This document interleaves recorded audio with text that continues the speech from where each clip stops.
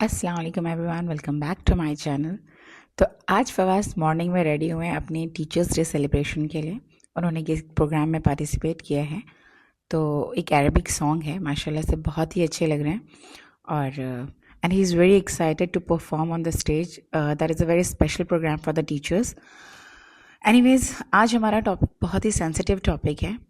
It is about the upbringing of children in modern era. तो आजकल हम बस हर जगह एक ही चीज़ सुनते हैं, जेंटल पेरेंटिंग, जेंटल पेरेंटिंग।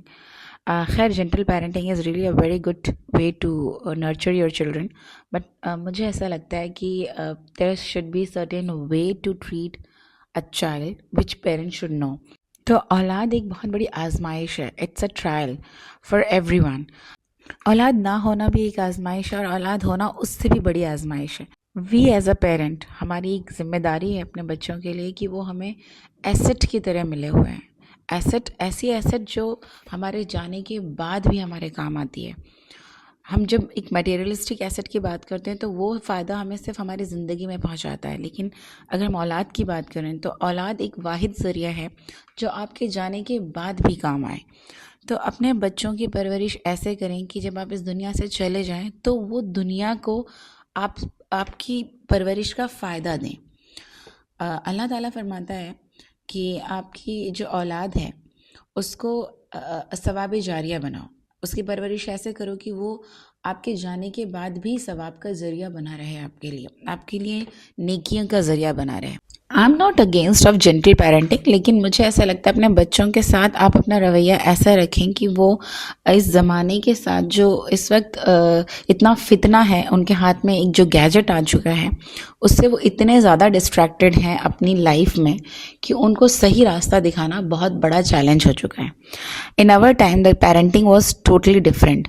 तो हमें अपने बच्चों को तैयार करना है इस मॉडर्न एरा के हिसाब से कि वो अपने हाथ में होने वाले डिवाइस का सही इस्तेमाल करें, क्योंकि वो उन्हें डायरेक्ट कर रहा है। हमें उन्हें सिखाना है कि कोई भी चीज़ अगर हमारे पास है तो हमें उसका इस्तेमाल किस तरीके से करना है, एक इन अ बेटर वे। मैंने एक जगह पढ़ा था कि किसी ने पूछा कि हमें अपने बच्चों की तरबियत कब तक करनी चाहिए, मतलब एट व्हाट एज। तो there is no certain age. कहते हैं कि बच्चा पैदा हो तब से स्टार्ट करें तरबियत, और आप जब तक ज़िंदा रहें आप तब तक तरबियत करें। मतलब अपने बच्चों का साथ हमें कभी भी नहीं छोड़ना, टिल अवर लास्ट ब्रेथ। तो मैंने इस वीडियो में अपने कुछ बेसिक पॉइंट्स को सॉर्ट किया है, तो वीडियो को लास्ट तक ज़रूर देखें। तो चलिए बात करते हैं पॉइंट नंबर 1 की। So first thing is be a role model. तो जो पहला काम करना है पेरेंट्स को, उन्हें खुद के अंदर वो चेंज लेकर आना है जो अपने बच्चों में चाहते हैं। अगर वो चाहते हैं उनके बच्चे गैजेट से दूर रहें तो वो खुद भी अपने आप को उन गैजेट से दूर रखें। फॉर एग्ज़ाम्पल, उनके सामने मोबाइल और टीवी का इस्तेमाल कम करें, टैब का इस्तेमाल कम करें, और जितना हो सके फैमिली बॉन्ड क्रिएट करें।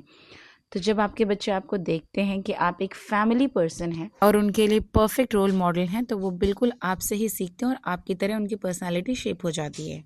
Now point number 2, teach Islamic values. In simple, build love for Allah, Sunnah and Quran from childhood. जिस तरह दुनियावी तालीम के लिए एक एज क्राइटेरिया फिक्स्ड है, हम पेरेंट्स को ये सोचना है, समझना है कि हमारे बच्चों के लिए दीनी तालीम के लिए भी एक एज फिक्स्ड होनी चाहिए। एक 3 साल का बच्चा आपको नोटिस करता है, ऑब्जर्व करता है। तो जब आप दीन और सुन्नत के तरीके पे राह पर चलते हैं तो आपके बच्चे आपसे सीखते हैं।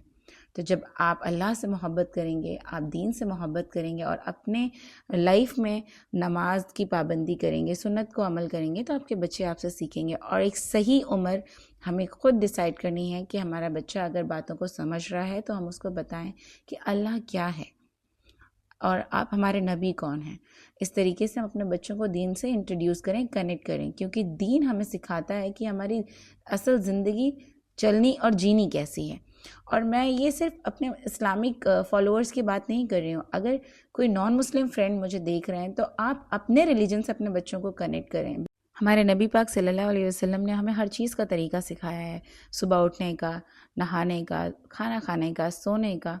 कोशिश करें कि आप उसे फॉलो करें और आपको देखते हुए आपके बच्चे भी उस लाइफस्टाइल को फॉलो करें। Point number 3, control screen time. अपने बच्चों पर नज़र रखें, उनको इतनी इंडिपेंडेंस ना दें। ओवर इंडिपेंडेंस इज़ अ कर्स। तो आप ध्यान दें कि आप मोबाइल देकर उनको छोड़ ना दें, टैब देकर उनको भूल ना जाएं कि वो अब फ्री हैं और आपके पास मी टाइम है।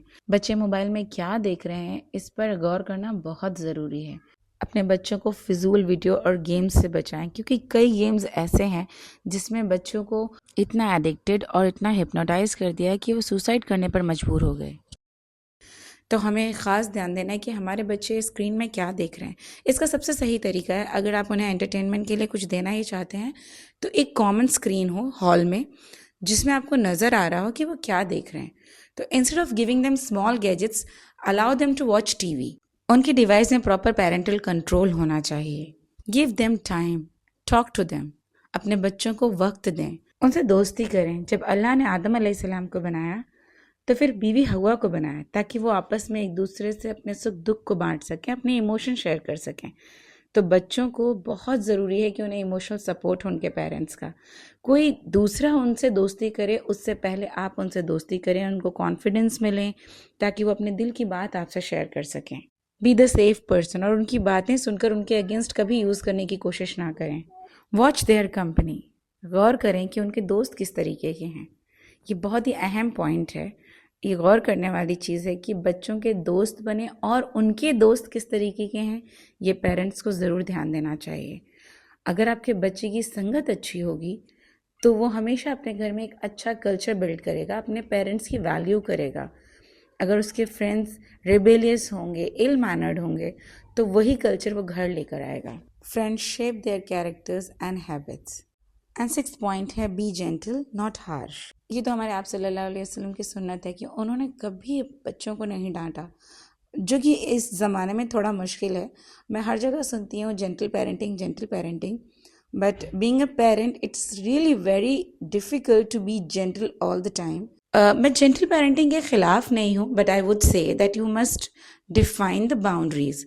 अगर आप एक बाउंड्री सेट करें तो एक अच्छे काम पर उन्हें रिवॉर्ड दें और गलत काम करने पर उन्हें वार्न करें। आप जब कभी किसी सिचुएशन में जाएं तो अपने बच्चों को पहले ही ताकीद कर दें कि हम इस महफिल में जा रहे हैं।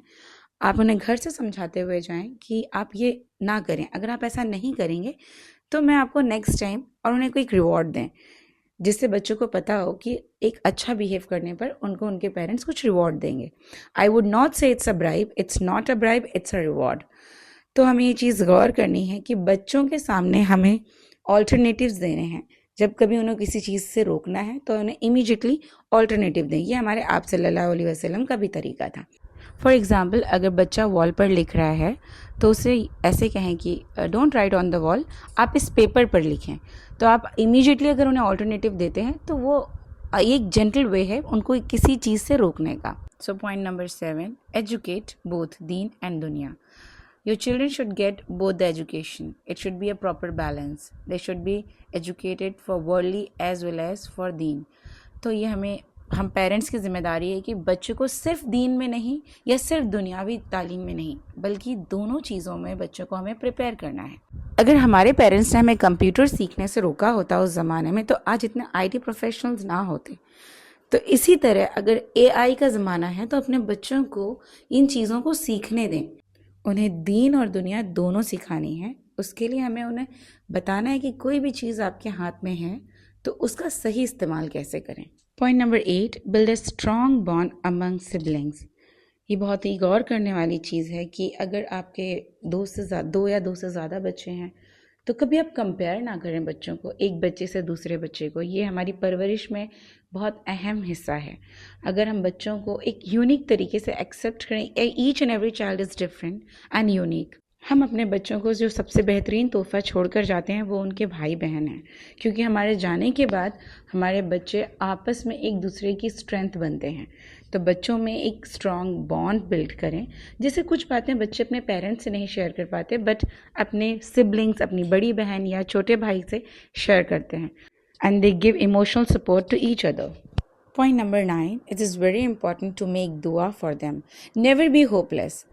मैं समझ सकती हूँ कि बच्चे हमेशा हमारी तरह नहीं करते जो हम चाहते हैं, लेकिन इससे कभी होपलेस ना हो। अल्लाह से उनके लिए हमेशा दुआ करते रहें, उनकी बेहतरी के लिए, उनके लिए हिदायत की दुआ करें। हर बच्चा अपने आप में यूनिक है और उन्हें एक्सेप्ट करें कि Allah has choose that child for you. और सबसे ख़ास बात कि माँ बाप की दुआ औलाद के लिए कभी रद्द नहीं होती। तो आप अपने बच्चों के लिए हमेशा दुआएं करते रहें। और एक औलाद हमारे लिए सबसे बड़ी जिम्मेदारी है जो हमें अल्लाह ने दी है। हमारा ये फ़र्ज़ बनता है कि हम उसे सही रास्ता दिखाएं, सही और गलत में फ़र्क बताएं। ये औलाद बहुत बड़ी नेमत है और हमारा फ़र्ज़ है कि अपनी इस नेमत को हम अपने लिए सवाब जारिया बना कर जाएं। तो हमारी औलाद से हमारे आसपास हमारे जाने के बाद इस दुनिया को भी फ़ायदा पहुंचना चाहिए। तो जब औलाद कोई नेक काम करती है तो उसका सवाब हमें हमेशा हमेशा पहुंचता रहता है। और हमें अपने बच्चों को ये सिखाना है कि जब हम कोई अच्छा काम करते हैं और हमसे वो जो भी इस नेक काम को सीखकर उस चीज़ पर अमल करे तो इट्स अ चेन ऑफ सवाब। उसी तरह जब कोई गलत काम करते हैं तो हमें अगर ये मालूम है कि वो गलत है और हमसे कोई देखकर इंस्पायर्ड होकर वो काम करता है तो उसका गुनाह भी हमें मिलता है। अल्लाह ने फरमाया है कुरान शरीफ में सूरह बकरा में कि जब काबिल ने हाबिल का कत्ल किया तो उसके बाद दुनिया में जितने भी कत्ल होंगे उन सब का गुनाह काबिल को क़यामत तक मिलता रहेगा। तो ये अपने बच्चों को इस तरीके के वाक़यात सुनाएं और उनको मोटिवेट करें कि किसी तरीके के गुनाह के बाद फ़ौरन तौबा करें और उसको दोबारा ना करें, क्योंकि वो उस गुनाह के बाद अगर उससे किसी ने इंस्पायर होकर वो गुनाह किया तो उसका गुनाह भी उस बच्चे को मिलेगा। So tell them such type of Islamic motivational stories to nurture them to build their character. And 10th point is be consistent and disciplined. कोई भी चीज़ कुछ दिनों के लिए नहीं बल्कि उसे लाइफ टाइम फॉलो करने के लिए होती है। तो अपने बच्चों को सिखाएं कि जब हमने किसी चीज़ का अहद किया है, नियत की है, तो उसको हमें ताउम्र फॉलो करना है। जैसे नमाज का रूटीन, सुन्नत पर अमल, एक नेक इंसान होने का डिसिप्लिन, हमें हमारी सारी ज़िंदगी इस चीज़ को फॉलो करना है और आगे आने वाली नस्लों को, अपनी जनरेशन को ये चीज़ सिखानी है। तो हम अपने बच्चों के ज़रिए अपनी आने वाली जनरेशन को भी बिल्डअप कर रहे हैं। अगर मेरी वीडियो आपको पसंद आई हो तो मेरे वीडियो को लाइक करें, अपने फ्रेंड्स और रिलेटिव्स को शेयर करें, मेरे चैनल को सब्सक्राइब करें और मुझे अपनी दुआओं में याद रखें। And please make this channel a सवाब जारिया फॉर मी। मुझे और मेरी पूरी फैमिली को अपनी कीमती दुआओं में याद रखें। मिलते हैं एक नए व्लॉग में एक नई इन्फॉर्मेशन के साथ। तब तक के लिए अल्लाह हाफ़िज़।